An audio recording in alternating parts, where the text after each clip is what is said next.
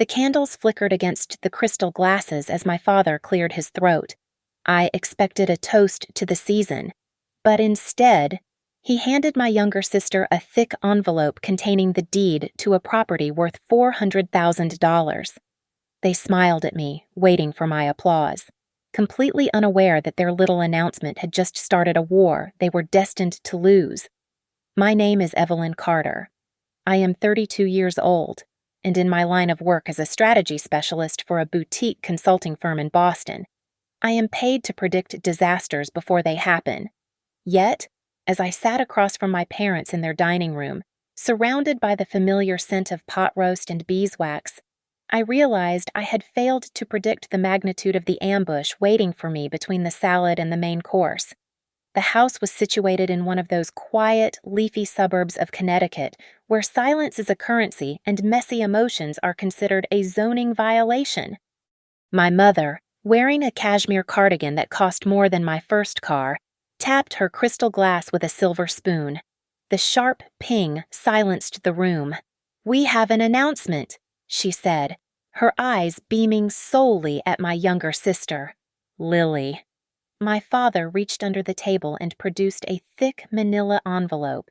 He slid it across the lace tablecloth, bypassing my water glass by inches, until it rested in front of Lily, my sister, who had spent the last decade dabbling in unfinished art degrees and vague startup ideas, looked up with wide, innocent eyes.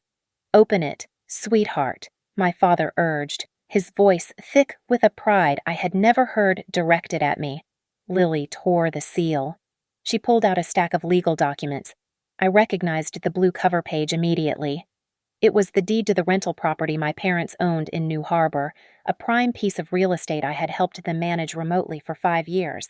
"We are signing the deed over to you, Lily," my father declared. "It is fully paid off. The market value as of this morning is $400,000. I froze. The fork in my hand felt suddenly heavy. $400,000. Just handed over like a dinner roll. Lily squealed, covering her mouth. "Oh my God! Mom! Dad! I don't know what to say." "You deserve a head start," my mother cooed. "We want to make sure you are secure while you find your path." Then, inevitably, the spotlight turned to me. I could feel the weight of their gaze, heavy with expectation. They were waiting for me to perform my role, the supportive, stoic older sister, the one who did not need things because she was efficient. "Now, Evelyn," my mother said, her smile tightening just a fraction as she looked at me. "We know this seems like a lot for Lily, but we didn't worry about you. You have your career. You are so capable." That word, capable. It was not a compliment. In this family, it was a dismissal. It meant I required no maintenance, and therefore deserved no investment. "Exactly," my father chimed in, cutting a piece of beef with precise, aggressive strokes.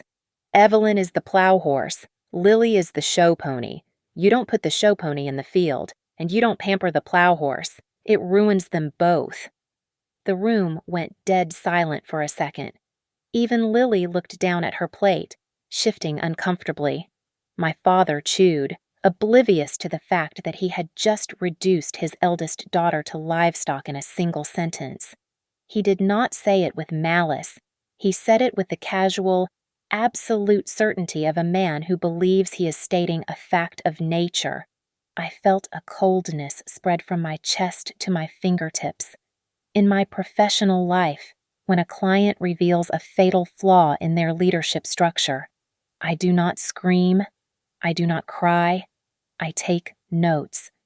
"Evelyn," my mother asked, a hint of nervous irritation creeping into her tone when I did not immediately congratulate them. "You are happy for your sister."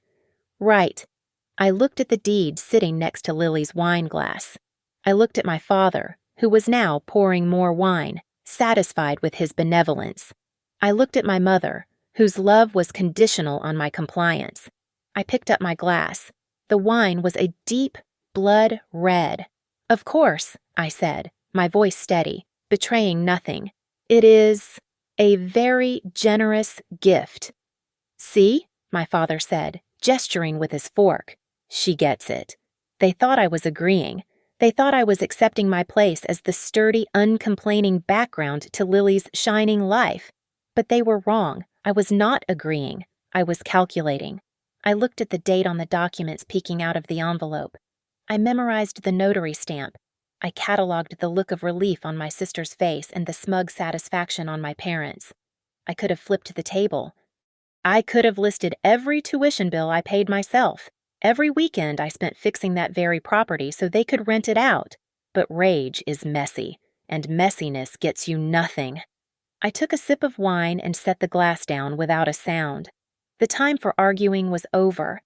The time for acquisition had begun. The drive back to the city was a blur of interstate lights and suffocating silence.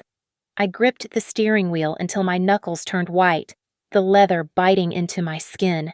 The silence in the car was not empty. It was crowded with the ghosts of the last 2 decades. I thought back to the summer I turned 22. I had just graduated with honors, securing a junior analyst position that demanded 80-hour work weeks. I remembered calling home to tell them I had been promoted ahead of my peers. My mother had listened for exactly 30 seconds before interrupting me. "That is nice. Evelyn," she had said, her voice distracted. "But listen, Lily is having a crisis. Her dance instructor was very harsh today. We are driving up to see her. We will talk later." They never called back. That was the pattern. My successes were invisible because they were expected. I was the sturdy oak tree in the backyard, boring, reliable, requiring no water. Lily was the orchid, demanding a specific temperature, specialized soil, and constant praise just to exist. But the rage clawing at my throat tonight was not about dance classes or missed congratulations. It was about the house in New Harbor. I remembered the day they bought it 10 years ago. It was a foreclosure, a rotting shell of a Victorian cottage that smelled of mildew and neglect. My parents did not have the liquidity for the down payment and the immediate structural repairs the bank demanded. They had turned to me. "It is an investment for the family, Evie," my father had promised, sitting me down at the kitchen table, looking me in the eye with a sincerity I was desperate to believe. "You put in your bonus now. Help us manage the renovation, and this asset secures everyone's future. It is as much yours as it is ours." I had written a check for $20,000. It was every cent I had saved from my first year of bonuses. I spent my weekends that summer stripping wallpaper and sanding floors until my hands were raw. I negotiated with contractors because my father did not have the patience for it. I set up the rental listings. I screened the tenants. For a decade, I managed every leak, every broken window, and every tenant complaint from 300 miles away. And tonight, they handed the deed to Lily because she needed a head start. They did not just give her a house. They gave her my money. They gave her my labor. They handed her the equity I had built with my own hands, and they did it while smiling at me, expecting me to applaud. My phone buzzed against the passenger seat, jarring me back to the present. I glanced at the screen. It was a number I did not recognize, likely a wrong number or a telemarketer. But I answered it anyway, desperate for a voice that did not belong to a Carter. "Ms. Carter." A frantic voice came through the speakers. It was the night shift supervisor at my firm. "I am so sorry to call this late. The system is flagging a compliance breach on the Anderson file. I don't know who else to ask." I took a deep breath. The air in the car felt suddenly clearer. "It is a false flag. Mark," I said, my voice steady and devoid of the tremors shaking my hands. "Check the timestamp on the digital signature. It predates the new regulation. Override it using code 774. "Oh, thank God," Mark exhaled. "You are a lifesaver, Evelyn. Seriously. We would be sinking without you." "I know," I said. I ended the call and tossed the phone back onto the seat. The contrast was so sharp it drew blood. To the world, I was essential. To my family, I was a utility, a plow horse. I merged onto the off-ramp toward my apartment. The tears that had been threatening to spill since the appetizer course suddenly evaporated. Sadness is a heavy, sluggish emotion. It slows you down. But what I felt now was stripping away the heaviness. My father had made a mistake. He had assumed that because I was quiet, I was compliant. He had forgotten that the plow horse was also the one who knew exactly how the farm was run. He had forgotten that I was the one who set up the LLC that held the property deed before they transferred it to their personal names last month. He had forgotten that I kept records of everything. I parked the car in my garage. The darkness of the underground lot felt comforting. I was not the daughter who wanted a hug anymore. I was a strategist who had just identified a hostile takeover attempt. I turned off the ignition. The engine died, leaving a ringing silence. I did not go upstairs immediately. Instead, I sat there in the dark, my eyes adjusting to the shadows. The hurt was gone, replaced by a cold, metallic resolve. If they wanted to treat this like a business transaction, I would oblige them. I checked my watch. It was 10:15 at night. The banks were closed, but my mind was wide open. I began to mentally draft the list of documents I needed to pull from the archives. The mourning period was over. The audit was about to begin. I opened my laptop. The screen glowed white in the dark living room, a stark contrast to the warm, deceptive candlelight of the dinner I had just left. I did not go to sleep. I went to work. I logged into the family cloud server. My parents were digital immigrants. They treated passwords like suggestions and security like a nuisance. I had set up the entire system for them 5 years ago to help them manage their retirement portfolio, and they had never revoked my administrative access. I started with a keyword search New Harbor. Hundreds of emails appeared. I filtered them by date, moving backward from today. The recent ones were mundane, mostly utility bills and tax assessments. But then I found a thread from 4 months ago with a subject line that made me pause. It was titled Estate Planning Adjustment. I opened the attachment. It was a draft of a new will. In the version from last year, the New Harbor property was listed as an asset to be liquidated and split 50-50 between Lily and me upon their passing. But in the version dated this past September, the property had been pulled from the trust entirely. I needed to know why the sudden change occurred. I dug deeper into the correspondence folder and found an email chain between my mother and my aunt. Lily is struggling so much right now. My mother wrote in an email dated late August. She feels like she has no roots. She told us yesterday that Evelyn has everything: the career, the apartment, the respect. Lily feels like she is drowning in her sister's shadow. We have to give her an anchor. There it was. Lily had not just accepted the house, she had campaigned for it. She had weaponized her own incompetence to guilt our parents into disinheriting me. She had played the victim so expertly that my parents felt like heroes for robbing their eldest daughter. But emotion is not a legal standing. I needed hard data. I switched tabs to the bank records. I had access to view the accounts because I was still listed as the secondary executor on their estate. I pulled the transaction history for the year we bought the house. I found the transfer. It was dated August 12th, 10 years ago. $20,000 wired from my personal savings account to the closing attorney. I clicked on the digital image of the wire transfer receipt. In the memo line, written in my own handwriting, were 2 specific words: equity buy-in. My heart hammered against my ribs, but my hands remained steady on the trackpad. I remembered that day clearly. I had asked my father if we needed a formal contract. He had laughed and hugged me. "We are family, Evie," he had said. "This memo is all the contract we need." He was wrong. But he was also right. In a way, he did not intend. That memo was legal proof of intent. It proved the money was not a gift. I needed one more confirmation. I picked up my phone. It was late, but I knew the family accountant. Mr. Henderson was a workaholic who stayed up until midnight.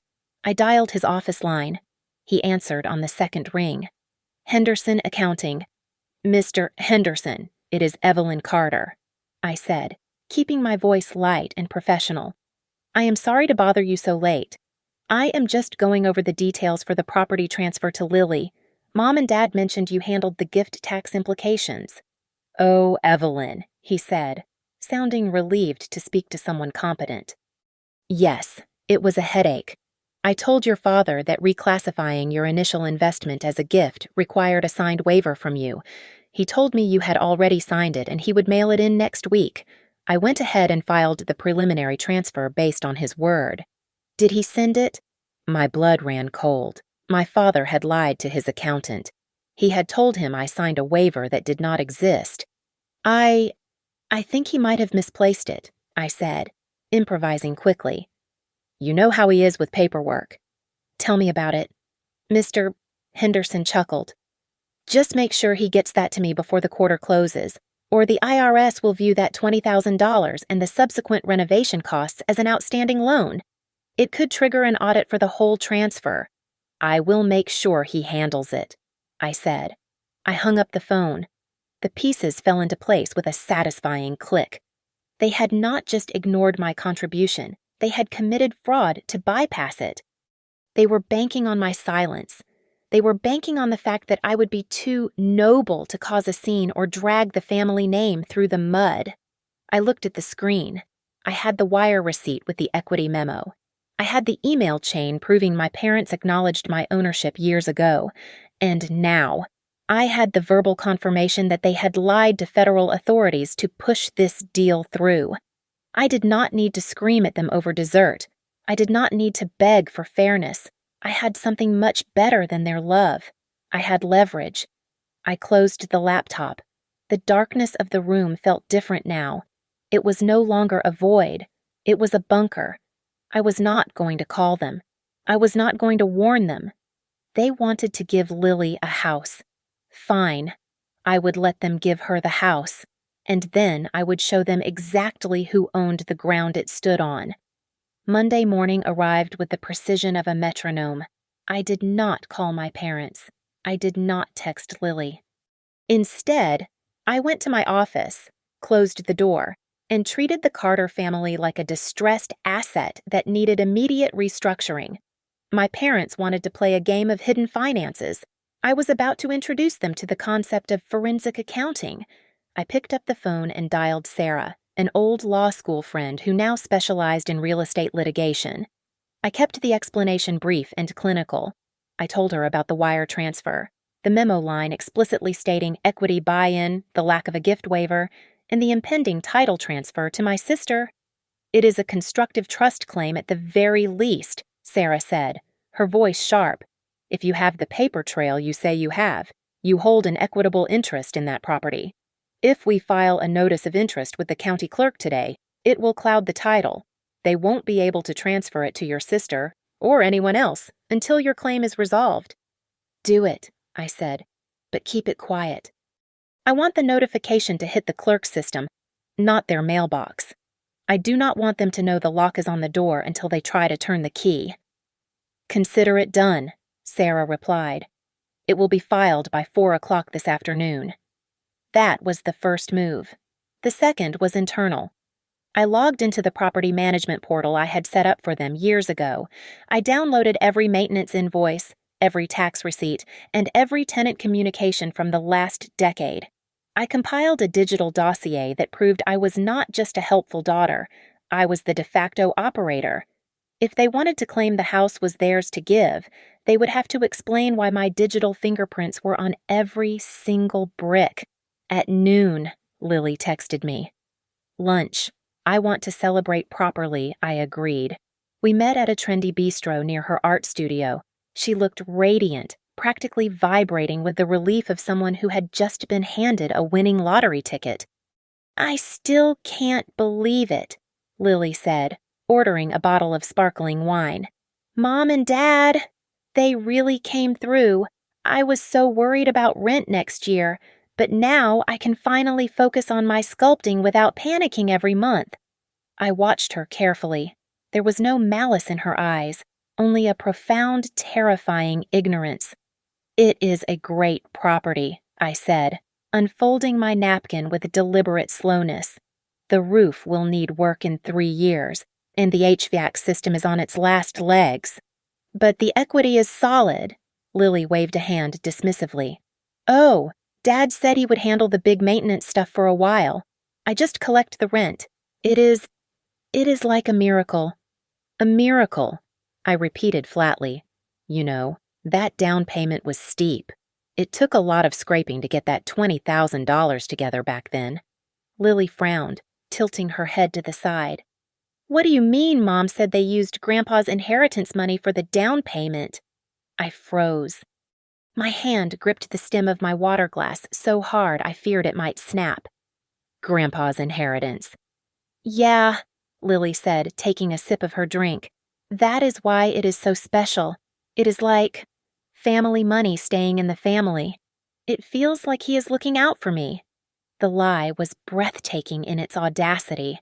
My grandfather had died with debt, not assets. There was no inheritance. My parents had erased my contribution and replaced it with a fable about a dead man who could not contradict them.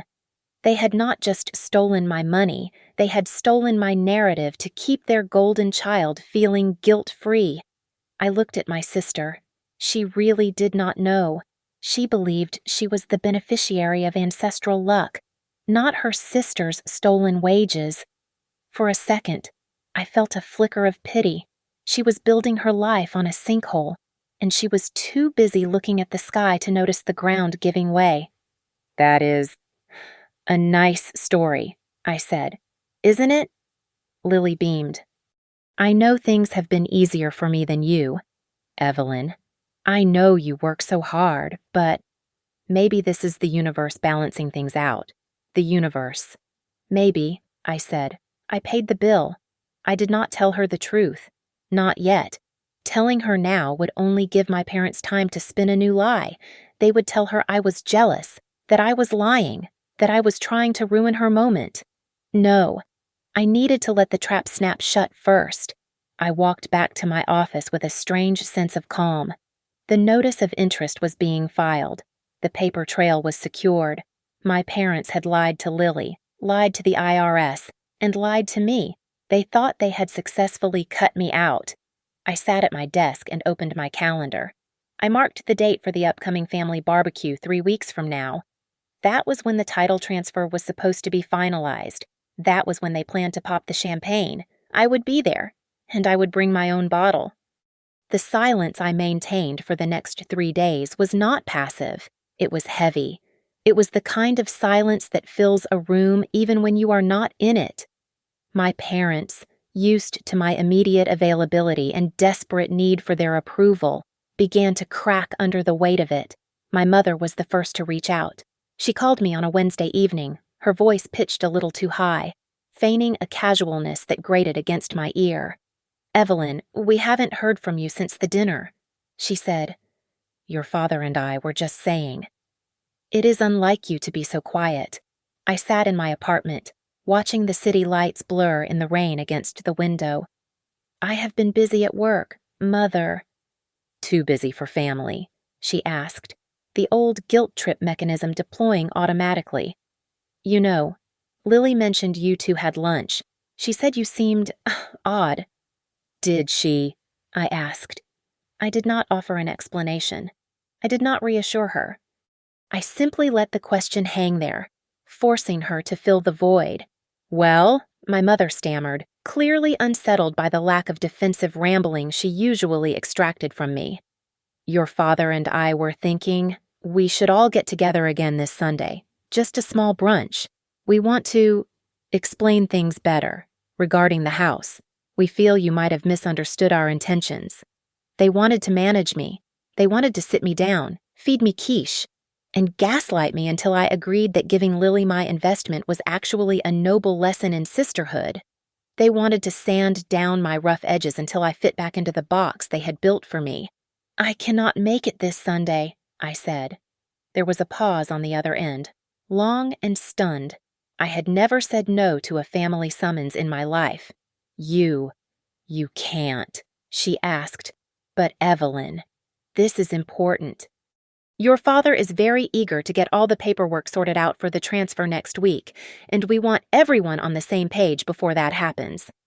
"I am sure he is eager," I said, my voice cool and flat. "But I have my own paperwork to review this weekend.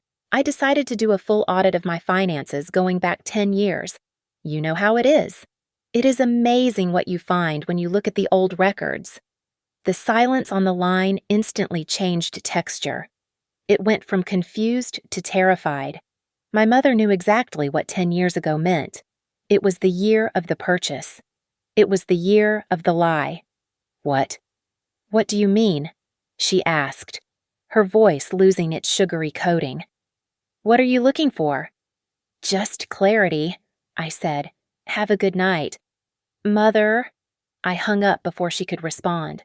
The reaction was immediate. Within an hour, my phone lit up with texts from Lily. "Dad is acting super weird. He is yelling at the lawyer on the phone. Is everything okay? Evie Mom says you are mad at us. Please tell me you aren't trying to stop the house thing. I really need this." I looked at the messages but did not reply. Lily was the collateral damage, and while a part of me felt a twinge of sympathy, another part remembered her casual acceptance of the grandpa's inheritance lie. She was stuck between two versions of reality, the one my parents had constructed for her, where she was the golden child deserving of the world, and the real one, where she was receiving stolen goods. By Friday, the tension was palpable even from a distance. My father left me a voicemail. He did not sound like the arrogant patriarch who had sliced his steak with such precision at the Christmas dinner.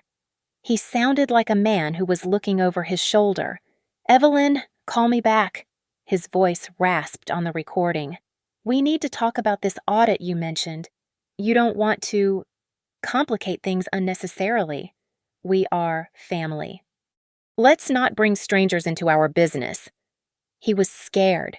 He had likely realized that if I was digging into the past, I might find the tax fraud he committed to hide my contribution. He did not know I had already found it.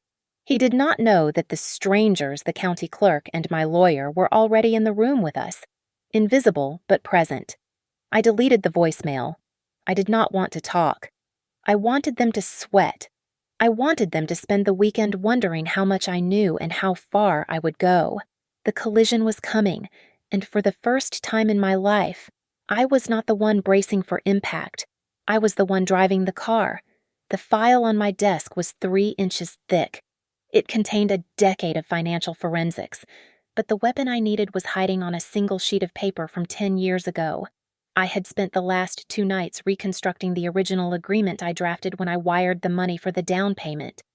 My father, in his arrogance, had signed it without reading the fine print, treating it as a formality to appease his uptight daughter. I found it in the addendum. Clause 4, Section B.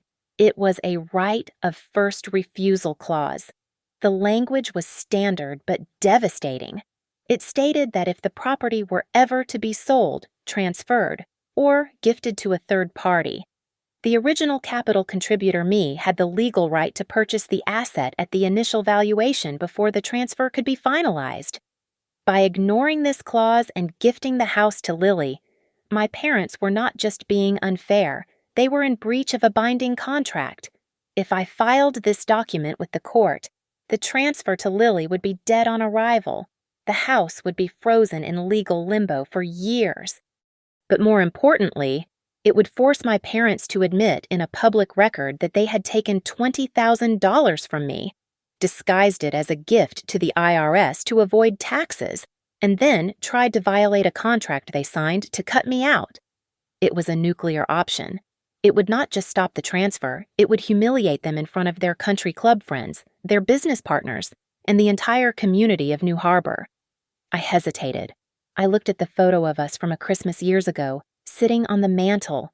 Was I really ready to burn the family name to the ground over a piece of real estate I needed perspective? I booked a lunch with Marcus, a retired senior partner from my firm who had spent 40 years navigating corporate bloodbaths. We met at a steakhouse where the waiters wore white gloves and the walls heard everything but repeated nothing. I laid the situation out for him. Hypothetical names, exact numbers. Marcus listened, cutting his steak with surgical precision. When I finished, he wiped his mouth and looked at me. "You have them on the hook, Evelyn," Marcus said. "But if you play this card now, you are just a disgruntled daughter causing a scene. They will paint you as petty. They will say you are jealous of your sister. You stop the transfer, sure, but you lose the narrative." "So what do?" I asked. "Let them steal it." "No." Marcus smiled, and it was a cold, terrifying thing. "You let them walk into the trap. Let them announce the gift. Let them sign the deed. Let them toast to their generosity in front of everyone. Once the ink is dry and the applause dies down, then you present the breach of contract. Then it is not a dispute. It is fraud. And because they will have already celebrated it, they cannot claim it was a mistake. You don't interrupt the enemy when they are making a mistake. You wait until they cannot turn back." I sat back. The logic was ruthless. It was perfect. I went back to my office and put the file in the safe. I did not send the email to my mother. I did not return my father's anxious voicemails. I let the silence stretch out, taut and heavy. My silence terrified them, but they misinterpreted it. By Friday, they had convinced themselves that my lack of response was submission. They thought I had accepted defeat. My mother sent a text that afternoon. "We are having a big cocktail party next Saturday at the club to celebrate Lily's new chapter. We really want you there. Please, Evelyn, let's put this behind us." They were doing exactly what Marcus predicted. They were turning the transfer into a public spectacle, locking themselves into a course of action they could not reverse without shame. I looked at the phone. I could feel the pulse of the trap beating beneath the screen. They wanted a celebration. I would give them one they would never forget. I will be there. I typed back. I set the phone down. The decision was made. I was not going to stop the car from crashing. I was going to wait until it hit the wall, and then I was going to walk out of the wreckage as the only one holding the insurance policy. The week leading up to the cocktail party was a masterclass in performative happiness. My parents were in overdrive, eager to broadcast their benevolence to the entire zip code. They invited neighbors, business partners, and even the mayor of New Harbor to the club for what they were calling a family milestone celebration. I arrived at the venue on a Tuesday evening for the rehearsal dinner, a smaller affair meant for close friends, but my parents treated it like a press conference. I stood by the bar, nursing a club soda, watching my father hold court near the fireplace. He had one hand in his pocket and the other gripping a scotch, looking every inch the benevolent patriarch. Mrs. Higgins, the town gossip who monetized information better than Google, was hanging on his every word. "It is all about legacy. Martha," my father boomed, his voice carrying across the mahogany room. "We bought that property 10 years ago with this exact moment in mind. We scrimped and saved, put aside every extra penny, just so we could hand Lily the keys today. It was a long road, but seeing her secure makes it all worth it." I felt a muscle twitch in my jaw. Scrimped and saved. The audacity was physically painful. He was rewriting history in real time. There was no scrimping. There was no saving. There was a panic 10 years ago when the bank threatened to walk away from the deal, and there was my $20,000 check that saved them. He was not just erasing me, he was cannibalizing my sacrifice to feed his ego. Mrs. Higgins turned and spotted me. She waved me over with a manicured hand. "Evelyn, come here," she chirped. "Your father was just telling us how you have been so supportive. It must be such a relief to see your little sister settled. Isn't it?" My mother appeared at my elbow instantly, her fingers digging slightly into my bicep. Her eyes were wide, pleading and threatening all at once. "Evelyn is thrilled," my mother said, answering for me. "Aren't you, darling?" I looked at them.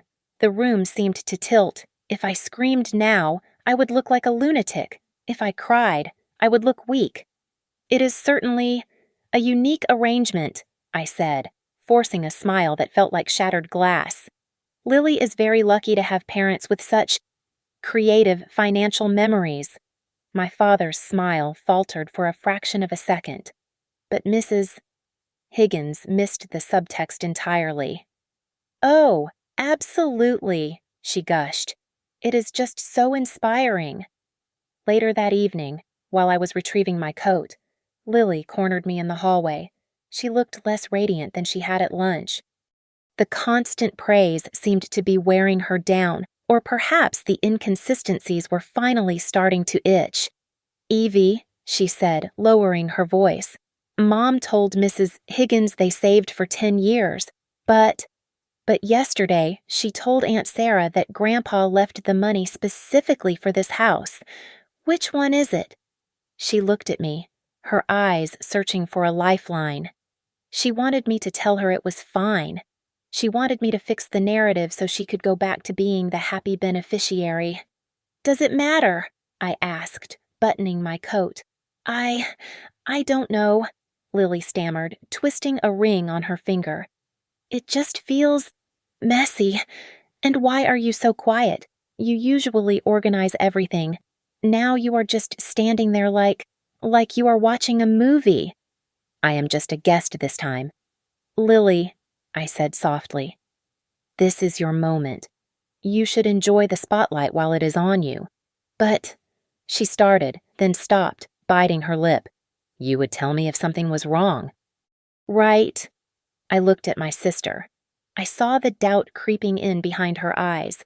She sensed the tremor in the ground, but she could not identify the earthquake. I will see you Saturday, I said, bypassing her question. I walked out into the cool night air. The valet brought my car around. My hands were shaking, not from fear, but from adrenaline. My father's lie to Mrs. Higgins had sealed it. He had made his sacrifice the centerpiece of his social standing. If I sued them for the money, I would get a check. But if I exposed the lie in front of the very people he was trying to impress, I would take something far more valuable. I would take his credibility. I checked my phone. It was Tuesday. The party was Saturday. I had 4 days to finalize the presentation. I was not just going to interrupt a toast. I was going to burn down the theater. The countdown had officially begun. I spent the next 48 hours moving pieces on a board only I could see. I instructed Sarah to have the formal complaint drafted and ready to file at 9 in the morning on Monday. I was not going to stop the party. I was going to let the party happen, let the public declarations be made, and then I was going to drop the hammer while the confetti was still in the air. I needed to give Lily one last chance. It was a courtesy, not a strategy. I met her for coffee on Thursday. She was jittery, scrolling through dress options on her phone. I found this navy blue one, she said. Mom says it looks regal. It is nice, I said, ignoring the screen. Lily, I need to ask you something. Hypothetically, she looked up, her thumb hovering over the screen. Okay, if you found out that the house wasn't legally Mom and Dad's to give, if you found out it belonged to someone else, would you still take it? Lily laughed nervously. What kind of question is that? Of course it is theirs. They have the deed. Just answer the question. I pressed. If taking it meant hurting someone who actually paid for it, would you do it? She frowned, her defensive walls snapping into place. You are trying to scare me. Mom said you would get like this. She said you would try to make me feel guilty because you are, jealous. Is that what she said? Look, Lily said, standing up and grabbing her purse. I don't want to talk about money or legal stuff. I just want one day where everyone is happy for me. Can you do that? Can you just be happy for me? I looked at her. She was 30 years old, but she was still a child demanding a birthday party while the house was on fire. She had made her choice. She chose the comfortable lie over the difficult truth. I understand, I said. I will see you on Saturday. She left. I sat there for a moment, drinking my black coffee. The bridge was burned. Now I just had to watch it fall. On Friday, my mother called to confirm the head count. She sounded manic, high on the adrenaline of social climbing. "The caterer is bringing those crab cakes your father likes," she rattled on. "And we have a photographer coming from the city. Make sure you wear something bright. Evelyn, no black. We don't want you looking like a funeral attendee." "I will wear something appropriate," I said. "Good. And listen." Her voice dropped to a conspiratorial whisper. "Your father has a little speech prepared. He is going to call you up to toast Lily. Just keep it sweet, okay? No jokes about her old art projects. I will stick to the facts," I promised. She hung up, satisfied. She had no idea. Saturday morning arrived with a gray, steely sky. I dressed in a sharp, tailored emerald suit. It was armor. I packed my clutch with only the essentials: lipstick, phone, and a folded copy of the right of first refusal agreement with my signature and my father's signature from 10 years ago. I stood in front of my mirror. For years, I had looked at my reflection and searched for the daughter they wanted. I looked for the girl who was softer, quieter, more pliable. Today, I looked at the woman who had paid for the roof over their heads. I did not see a daughter. I saw a creditor coming to collect. I walked out of my apartment. The silence in the car on the way to the country club was absolute. There was no radio, no podcast, just the hum of the engine and the steady rhythmic beating of my own heart. I was not nervous. I was not sad. I was simply ready. The countdown had reached 0. The crystal room at the country club was suffocatingly bright. Waiters circulated with trays of champagne, and the air smelled of expensive perfume and roasted duck. My parents were in their element, holding court near the head table, accepting congratulations as if they had just cured a disease rather than simply signing a piece of paper. My father tapped a spoon against his flute. The sharp ring cut through the chatter, bringing the room to a hush. He stood up, beaming, his hand resting possessively on Lily's shoulder. "Thank you all for coming," he announced, his voice booming with false modesty. "Tonight is about family. It is about legacy. My wife and I have worked for 40 years to build a foundation for our children, and today, we are proud to hand the deed to the New Harbor cottage over to our youngest, Lily. It is a gift of love, pure and simple." Applause rippled through the room. Lily wiped a tear from her eye. "And," my father continued, turning his gaze toward me, "we want to thank our eldest, Evelyn, for being here to support her sister. Evelyn, come up here. Say a few words." He was daring me. He was betting his social standing that I would not cause a scene. He thought the pressure of the crowd would force me into compliance. I walked to the microphone. The heels of my shoes clicked rhythmically against the hardwood floor. I took the glass of champagne my father offered, placed it on the podium, and did not drink it. I looked at the crowd. I saw Mrs. Higgins. I saw the mayor. I saw the entire social circle my parents desperately craved validation from. "My father is right," I said, my voice magnified by the speakers, clear and devoid of any tremor. "This property is a symbol of legacy. But clarity is important when discussing assets worth $400,000. My father's smile froze. A flicker of confusion crossed his eyes. "The story you heard about scrimping and saving is touching," I continued, reaching into my clutch and pulling out the folded document. "But the financial records tell a different story. The down payment for the cottage was not made by my parents. It was made via a wire transfer of $20,000 from my personal savings account 10 years ago. It was not an inheritance. It was my salary." A murmur went through the room. My mother stepped forward, her face draining of color. "Evelyn, that is enough," she hissed, her voice low but audible to the front row. "We can talk about this later." "We are talking about it now," I said, my voice overriding hers. "Because you decided to make this public. The facts must be public too. When I provided that capital, we signed an agreement. Clause 4, Section B. It grants me the right of first refusal on any transfer of the property. I held up the paper. The signature at the bottom was unmistakable. By attempting to gift this property to Lily without offering me the option to purchase my share, you are in breach of contract, I stated, addressing the room as if I were presenting to a board of directors. As of 9 o'clock this morning, my attorney filed a motion to freeze the title transfer. The house cannot be gifted. It is now a disputed asset. My father lunged for the microphone, his composure shattering. You ungrateful. I am not ungrateful. I cut him off, stepping back but keeping my voice projected. I am invested. You told everyone this was a gift from you, but you cannot give away what you do not fully own. You tried to erase my contribution to elevate your own image. That ends tonight.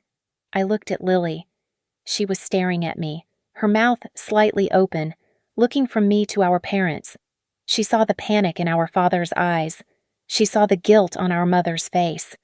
For the first time, she saw the machinery behind the curtain.